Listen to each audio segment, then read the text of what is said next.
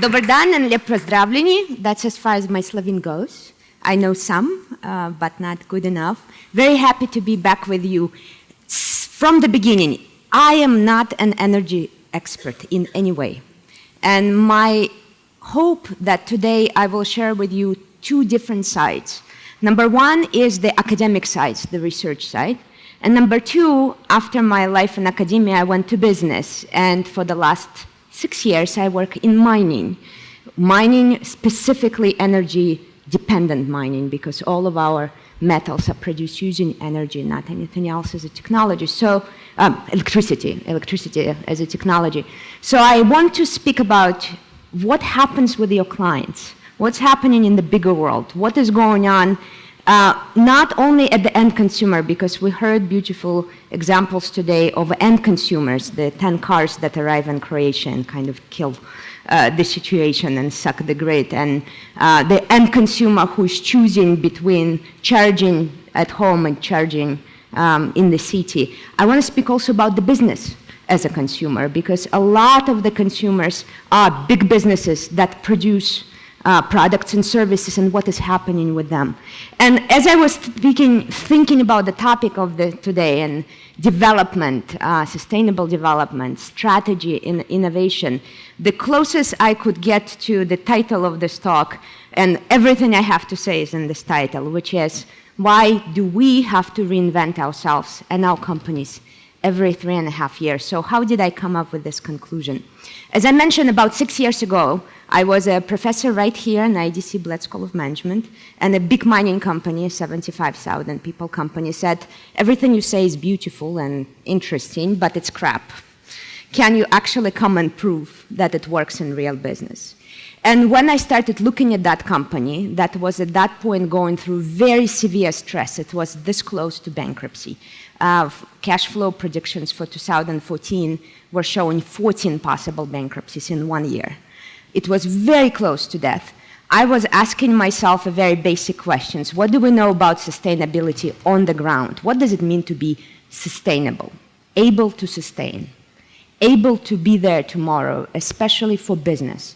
So I had to go very back to basics, which is what is life and death in business? And life and death in business, like the pictures of the life and death in human life was showing right now, starts at a pregnancy in business. That would be pregnancy right here. And then the baby is born as a small startup. And if the startup survives, it gets into the growth and then reaches the maturity. And then if nothing happens, it declines and dies. The same cycle applies to human life. Absolute same cycle applies to an industry. The industry, you being here representative of the entire industry, goes through the same cycle. So the interesting thing for me was to understand what's new happening with the life and death of business. And of course, in business, unlike in human life, we don't need to die. What we can do is to start a new cycle. So when we're seeing the decline, we have an opportunity, unlike in human life, maybe you have different spiritual beliefs, that's all right, but unlike in human life where we have to die physically, we can choose a new life for our business.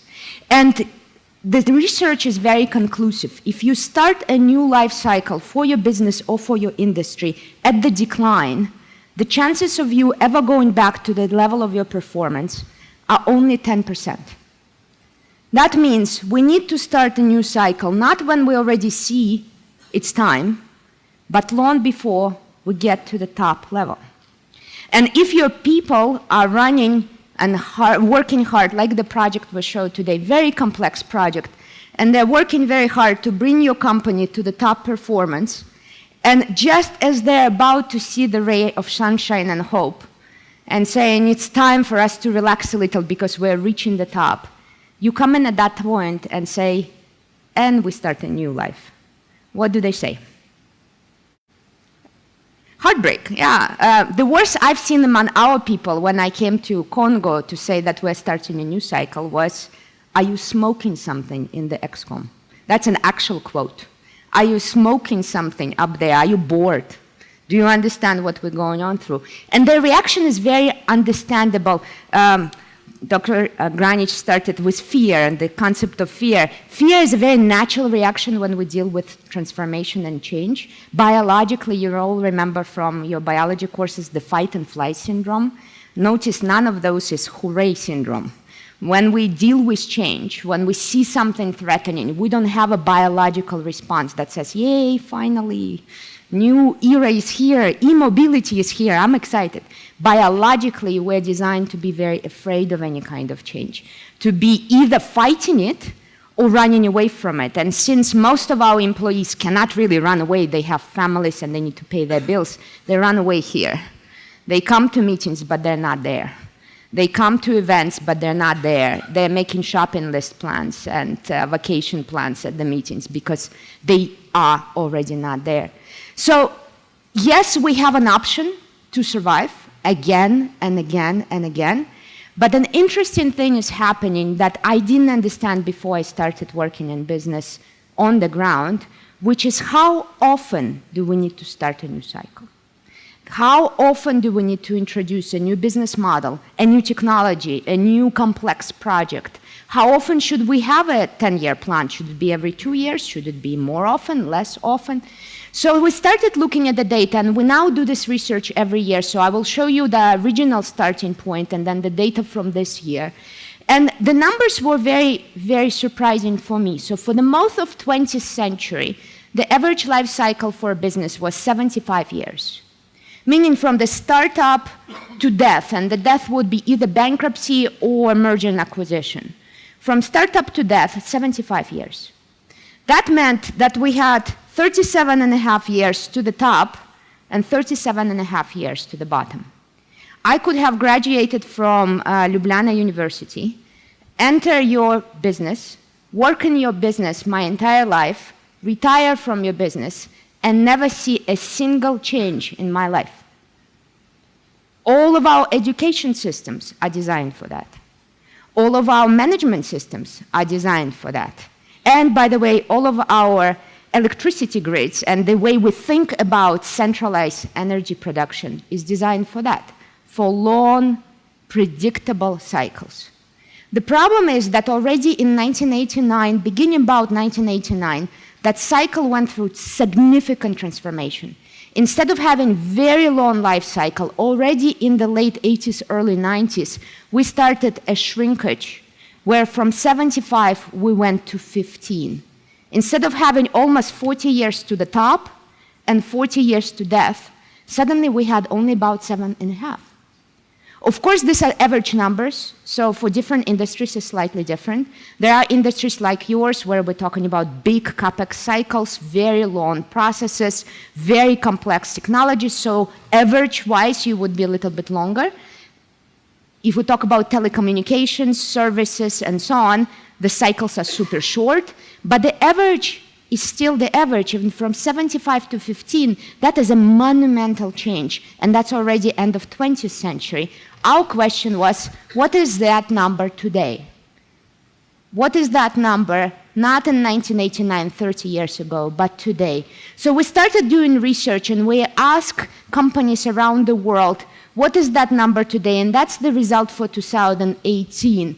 To survive, how often do you need to start a new life cycle? And when I talk about life cycle, it's not only the product. For example, in our mining business, our oldest plant is 64 years old. The aluminum brick we produced 64 years ago, chemically and physically, is exactly the same aluminum brick as we produce today. But we cannot make money on it anymore. We have to come up, because of regulation, transportation costs, and every kind of other change, we no longer can have a viable business model. So it's not always about the product life cycle, it's about the entire business model, the ability of the company to survive and produce value. And when we ask companies in 2018, how often do you need to reinvent the way you create your business value today? About 11.3% said every year or less. This would be telecom, this would be IT.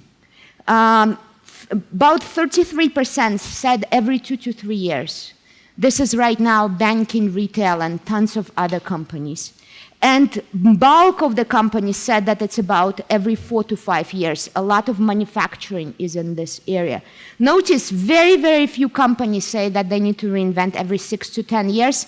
And if you look at those companies, they financially suggest that they will not survive that long. So they might think that they have 6 to 10 years. We, looking at them, suggest that they will be dead by that time. So it's a mentality, it's a mindset problem. So far, we have not seen a successful industry where the cycle is longer than 10 years. That is the speed we're simply not prepared for. Our systems, our perceptions, our reality, our education, our assumptions about the way the world is working is simply not prepared for this kind of speed. So we spoke already today about the volatility of prices, volatility of consumption. If you think about having one product and then moving to another product and then moving to another product or service in a very short period of time means that the company that you relied on as your customer may be relocating, rethinking, and producing something completely different within a very, very short period of time. And they have a pressure to do so. So why are we accelerating? Why do we have such a pressure? On one side, it's very clear that the world is going through some sort of new political order transformation, and we don't know what kind of order it will be, but we understand that individual events are just signs. What's happening with the EU and Brexit, what's happening with the election of Trump, what's happening with the Middle East, with Russia, with Venezuela as an example of Latin America, what's happening with the rise of China, all of those pressures are just the signals that we're going through radical discussion on how our political order is gonna work. And that means not only will you have price volatility, you will have regulation volatility, tariff volatility, market volatility of the kind we've never seen before. Simply because the order we used to think was pretty stable after the Second World War disappeared. We no longer have a clarity of who is the friend and who is an enemy. I live in the US now, and every time you open the news, you have new enemy that you need to kill, apparently. We are as upset with that as the enemy itself, but it's a huge volatility in every kind of site that creates an environment in which our business operates. We're also looking at the emergence of the new economic order and the individual things we spoke about today, whether it's health, climate stability, do we have disruptions to our grid because of climate instability, mobility, and any other resource and dependency resource depletion, CO2 and other emissions, all of those are symptom of what's happening with our new economic order. What we're seeing there is a real stress on our linear economy. The idea that we can mine, use something only once, and then trash it is no longer sustainable. We run out of places to mine, we run out of places to trash. We work in mining, we produce, for example, cobalt. That is the metal that we provide to Tesla to create their beautiful batteries so they can store that solar energy that we don't know how to store. Now, cobalt, in terms of production, is one of the most unpredictable and unknown reserve, but most other metals and other minerals, we do have pretty clear sense of how many reserves we have, and the answer is almost none. So we are running out of places to mine. We would like to acquire new licenses for new mining sites. They don't exist. There's nothing else to buy, which means in a very short period of time, we'll have to figure out how to mine trash on a completely different scale. And we're simply not prepared for that. An average ton of gold ore, if you compare that to an average ton of cell phones, has 18 to 30 times less gold.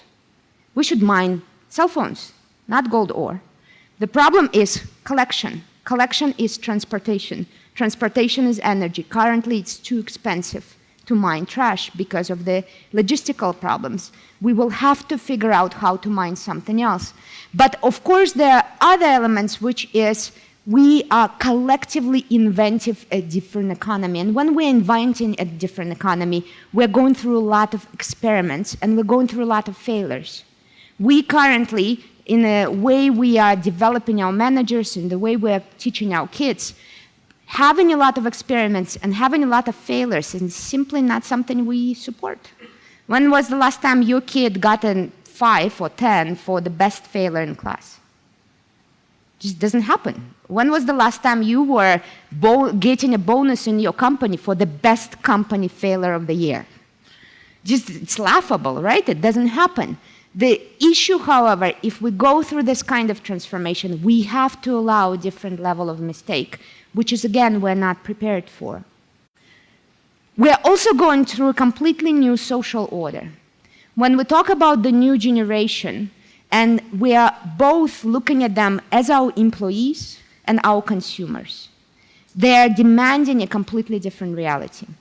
My godson came to visit us in the US. He's from Belarus originally, and he came to visit us 2 weeks ago.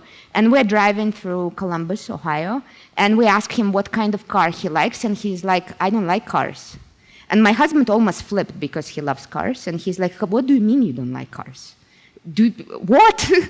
He's like, I'm not into cars. None of my friends are into cars. I don't want to have a car. I don't have a driver's license. I don't want to drive. This was, and he's 18. So this was the first time we met a person, physically sat next to a person. We heard they exist. Apparently they actually do exist, those customers who will no longer buy cars. What will they buy? How will they move? The same with the same generation is if we think of them as employees. One of my clients is a big insurance company, you know, here in the region, which is Vienna Insurance Group. And I talked to their head of HR recently, and she said, well, 10 years ago, 15 years ago, my pitch to the potential employees was, you will get a job for life. You will get a job for life. That was the greatest sell. You will have the best job for life, stability. Today, she says, my pitch to potential best employees is that when you leave us, you will have a better resume than when you started. There's no debate you will leave us. There's no question you will leave us. But you will have a better resume than anyone else because you were with us for those few years. McDonald's this year launched their new hiring campaign, and their big value proposition to the new generation is, we are your best first job. We know you're not staying for life, but we are your best first job. This generation requires different rules. And they require different rules also in terms of radical transparency. If before we could tell our employees, don't post our little wrongdoings here and there, right now, you tell them whatever they want. They will snap that picture and post it on their blog.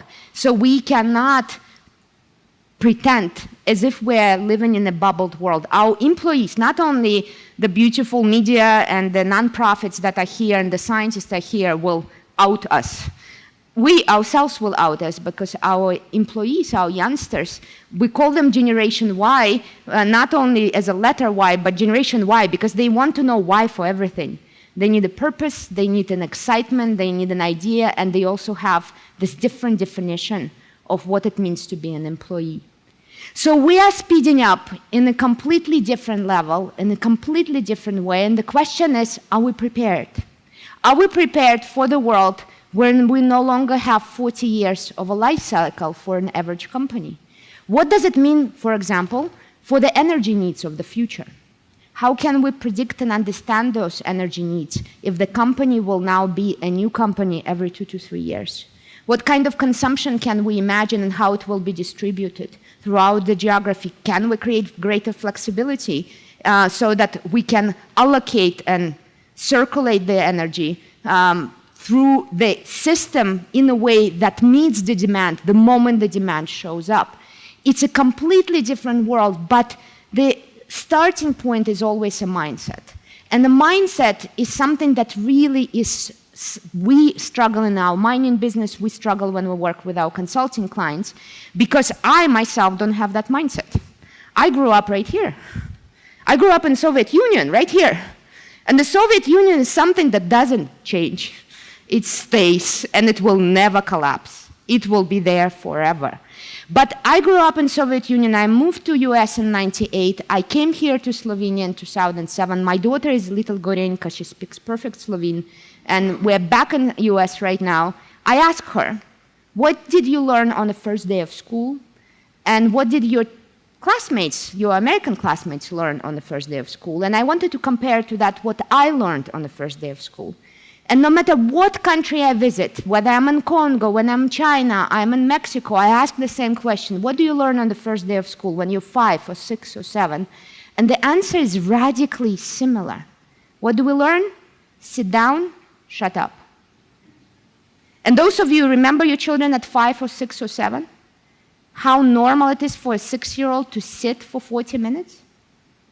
It's a violation. It's a physical violation because children are not designed to sit for 40 minutes. But why do we force them to sit for 40 minutes? So that they can stand for 8, 10-hour shift. So that they can have the same career for 40 years. Why do we force them to shut up?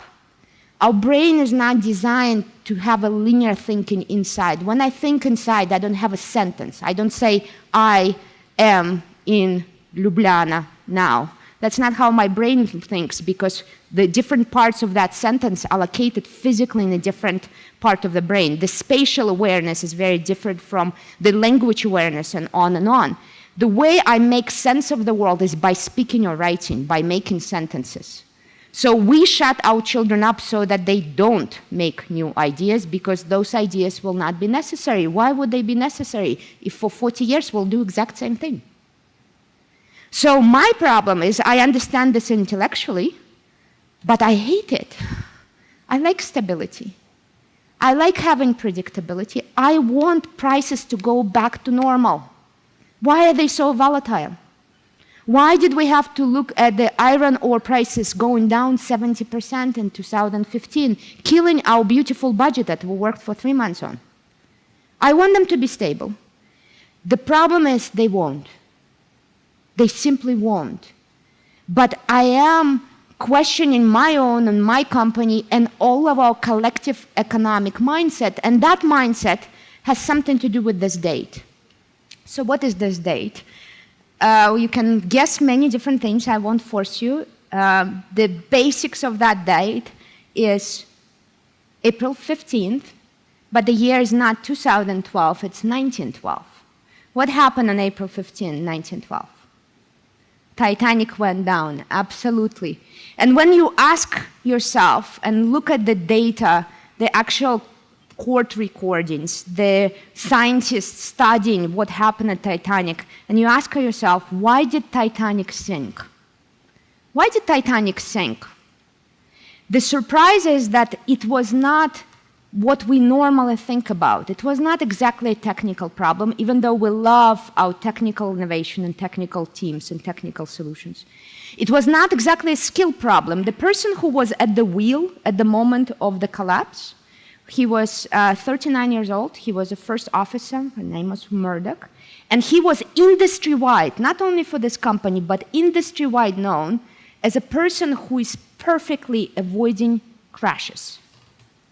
He was in the news before the Titanic because he was steering a ship, and it was just a few inches between this ship and the other ship, and he prevented the collapse in a magical way. So he was very known for preventing crashes. What he did at Titanic crash with iceberg is exactly what he did in the past. What killed the situation is his past success. If he just didn't do anything right now, a lot of scientists suggest that if he just crashed straight into it, the ship would be damaged, but it would not sink. His past success, his past excellence, his benchmark, his best practice is what contributed to the killing. Of course, that was not the only thing, and we studied tons of elements. And every time we open another element, why did Titanic lookouts did not have binoculars? Why they were looking, but they didn't have binoculars? And how is that comparing to my company that is not exactly sure what's happening in its industry right now, or what's happening in the world right now? Why did we have so much obsession with best practices, where the best practices of yesterday don't work for us, let alone best practices of another company don't work for us anymore? So when we looked at one thing after another, it was not one thing that killed Titanic. All of them were symptoms of something deeper, so we call it Titanic syndrome. And this is something we see in companies again and again and again. Titanic syndrome is when a corporation brings about its own downfall through arrogance, excessive attachment to best practice, or belief that the way things are today will still be the same tomorrow. And of course, we have an excuse to develop a Titanic syndrome because we had all the time in the world in the past to develop our business, and then if it's not going well, a whole 40 years to save our business. We don't have that luxury now, so the question becomes, what do we do? The problem is we don't have time. So it's not an accident that one company or another is facing stress. Absolute majority of business titans have already not survived the plight of Titanic syndrome. Out of the original Fortune 500 companies, 88% of 414 companies do not exist today. If you think of anyone being untouchable in business today, we want to think we are untouchable as well. We're a big corporation. If you think anyone is untouchable, you are kidding yourself because the graveyard is growing by the minute. And every time you look at that graveyard and ask yourself, what killed Kodak? It's easy to say it was technology. The problem is Kodak developed digital technology. You look at that your back graveyard, you think, what killed Nokia? It's easy to think Nokia was killed by smartphones, by iPhone. But Nokia had some of the best portfolio of smartphones at the time of collapse. We tend to think it's all about technology. The problem that technology is a piece of it. Mindset is the foundation. So the question for us, how do we get crazy? Icebergs are coming. Will it be mobility today, or will it be climate tax tomorrow? Will it be a new regulation, a new competitor? Will it be a war? We are seriously looking at variations of different violent conflicts, and at least in markets we are present. Will it be any other disruption? We don't know. What we know, it will be. And it will be very often, much more often than we had predicted before. So how do we develop a company that is able to reinvent again and again and again without waiting for the market to give it a kick, without waiting for a regulator to give it a kick, without waiting for a crisis, a near disaster, a near bankruptcy give it a kick? We're looking at many different tiny examples of how companies do that. And I don't have breakthrough stories, but I want to show tiny stories because they give us an idea of where we can start. And the answer that I will give away immediately, you don't start with big disruptive innovations. It's beautiful to see that you have projects that are pilots for something. They're not trying to fix everything. They're piloting one thing. So reinvention in that sense is a safer bet in a way that it's incremental. We ask a typical group of people, how many of you are innovators? If you were to guess, out of 100% of human beings, what percentage is innovators? Just less than 5. Less than 1. The statistic is somewhere between 1 and 2.5%. The rest of the people cannot innovate. If you force them, they will feel very uncomfortable and they feel violated nearly. If I was to give you an assignment today, right now, invent the most amazing breakthrough new way to transport 5 kilos of goods. How many of you are excited by this task? You're like, yes, I have an idea. Yeah, look around, it's 3 hands. It's not because the rest of us are stupid, our nervous system is different. But if I ask the same question and reframe it in a different way, how many of you have one idea how to reinvent a backpack? Just one improvement for a backpack. Yeah, absolute majority of us would have. Reinvention is a much more affordable or less threatening way for our employees to enter. And in that sense, it starts the mindset transformation in the company.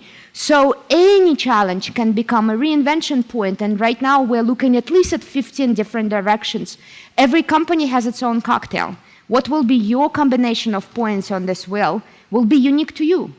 And of course, there's no way to reinvent in every direction. So it's all in the art of choosing one specific combination of points. And the examples today of Osmosis Project and other pilots that you are building is a beautiful examples of choosing a few combinations. But it all starts with small things. So Puma, for example, a tiny small innovation, it was asking itself, why do we spend all this money, energy, water, transportation cost on package One package is something we put in a bag in the store and throw away the moment we arrive home. Why do we do this? Is there a different way? Can we create a better value for a company, less CO2 emissions and water waste, and a better value to the customer? So that's how the clever little bag was born. It requires much less assembly. It's reusable, so when you travel to Croatian coast, you can put your shoes in that bag. It saves immense amount of electricity, water, and the transportation costs are much less because of the size and the lightness of the package. This is a tiny reinvention, but it starts the company thinking in a different direction. Mud Jeans, any of you heard of Mud Jeans? Mud Jeans is a Dutch company that decided, why do we obsess over owning our jeans? And how can our jeans company compete with fast fashion, with the H&M and Zara's of our world? Because right now the new generation wants new jeans every 2 months. But we are a luxury brand. They cannot afford it every 2 months. So today, Mud Jeans allows you not to buy, but to rent their jeans. Their price is €7 per month. But the interesting thing, you don't buy second-hand jeans. I'm sure none of us want to have second-hand jeans. Like, what was in that jeans? I'm not sure I want that. Yeah? This is not a method for second-handing. This is a method of controlling your raw material supply. Because the problem with recycling and creating a circular economy where you are trying to reuse the same raw material is collection. It's exceptionally expensive. As I was speaking about mobile phones, it's especially expensive to collect your raw material. So this makes your customer the driver of the unit. You get back your raw material, which you recycle fully, so you decrease the dependency on original raw materials. And you're creating customer loyalty because you're giving a discount. The customer wants to come back and get another jeans from you. So it's tiny business model innovation. The jeans itself didn't change. Nothing new in the jeans. But the business model is completely different. Lush is a company that I'm sure you can see right here in downtown, and or any of the malls here in Beteceo or somewhere else. Lush was the first company that asked itself, what is the value of shampoo? The value of shampoo is clean head. Then what is the ingredient that is always available on site and therefore unnecessary for the value? Water. Why do we have 80% of water when water is completely unnecessary for the value of shampoo? Why do we pump water, bottle water, put it in a plastic bottle, store water, transport water, when water is completely unnecessary for the benefit to the customer? So this is how first dry shampoo was born. They made tons of money on this. They got a lot of awards on it. Just to give you a hint on what is their transportation cost savings and implications for energy as a customer, they're saving 15 times transportation cost per wash. To transport this is 15 times cheaper than the traditional liquid shampoo. Put aside the production cost, the energy required for the line, the plastic cost, and so on. This is a completely different way of producing, and every company I know is now fighting in the fast-mover consumer goods to repeat this success because they understand they have waste in the system. Energy waste, water waste, logistic waste, paper waste in the system. A different company is Flow2, is again startup here in Europe.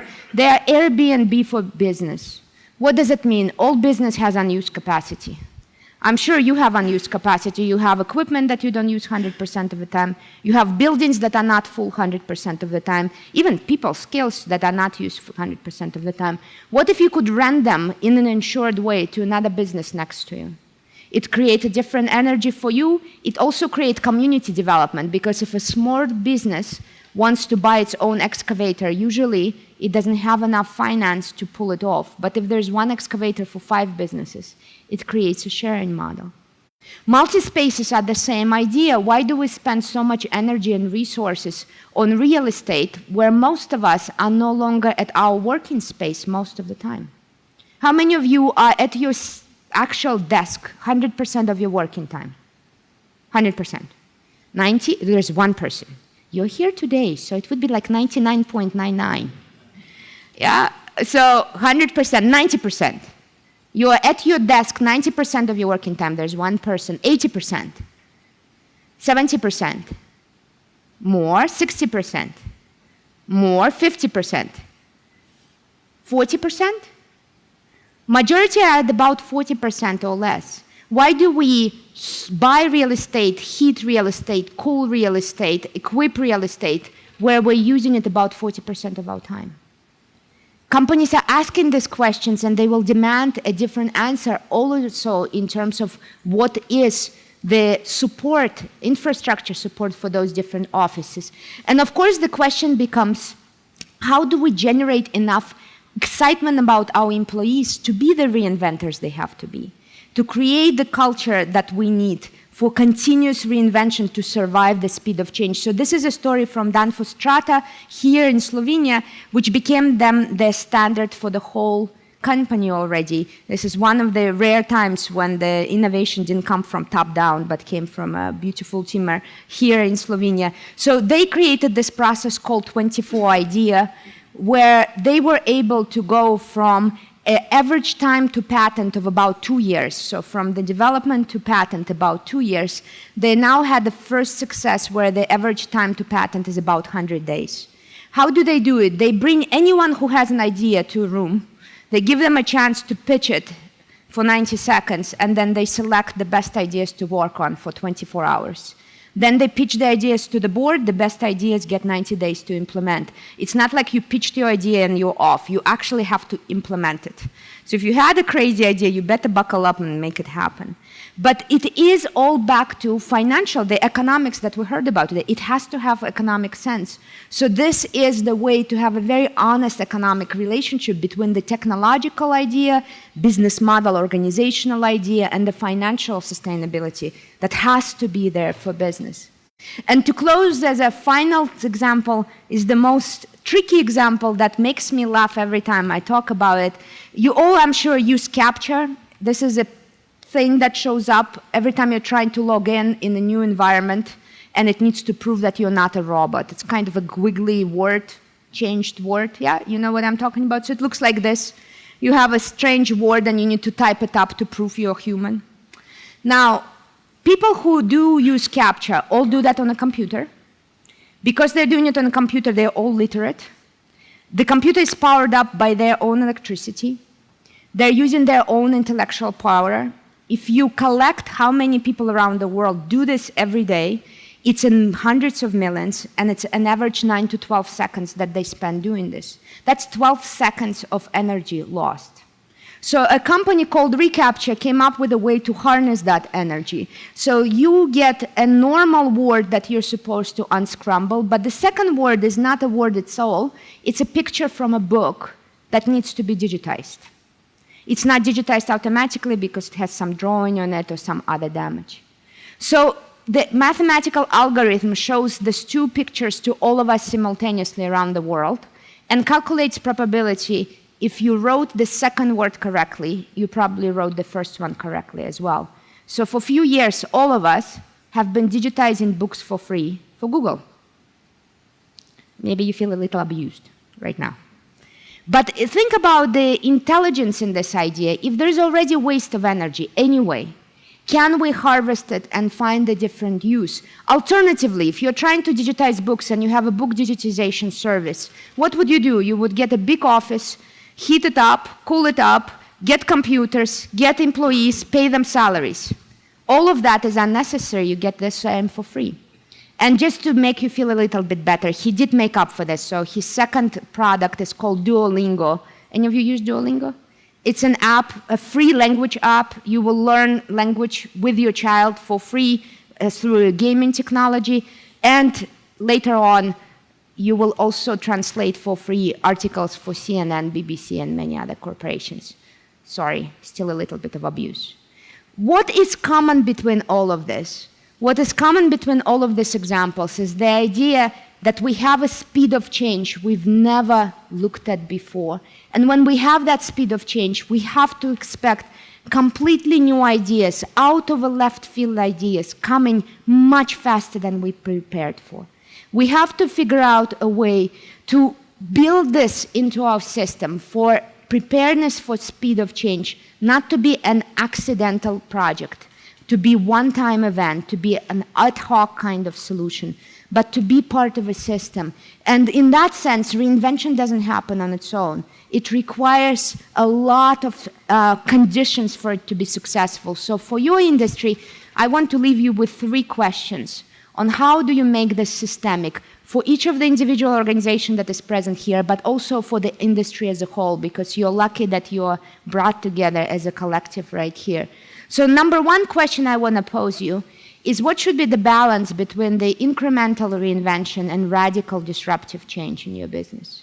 What should you pay attention to? There is comments made already today that maybe it's not up to us to constantly push big innovations. Maybe we will be here as a first follower, not the first mover. But that's a question. How much do you need to have in your industry, in your business, to be able to keep up with the speed of change? The second question is that it's clear that in this speed of change, we cannot do alone. It was great to see Osmosis as such a collaborative project, and you will have to figure out how to do more of them. Yes, we are competitors to each other, but we need to figure out how to do co-opetition. Competition with cooperation together, because none of us can lift this huge elephant alone. So how do we create meaningful partnerships? How do we do profit shares in those partnerships? How do we create intellectual property that serves more than one? And how do we share the rights to that intellectual property? All of this will become a huge effort, but co-opetition is a way forward. How can you harvest others and skills and talents of others to create synergy becomes a question. And finally, how can you make sure that everyone in the company is the Chief Reinvention Officer of their own life and of their own responsibility, of their role, of their business, of their team? How do we create a mindset in which reinvention is just a normal part of life? We knew that as a kid. When I remember my daughter discovered her arms, the first time she realized that this is hers, she was not there saying, crap, now I have to deal with arms, are you serious?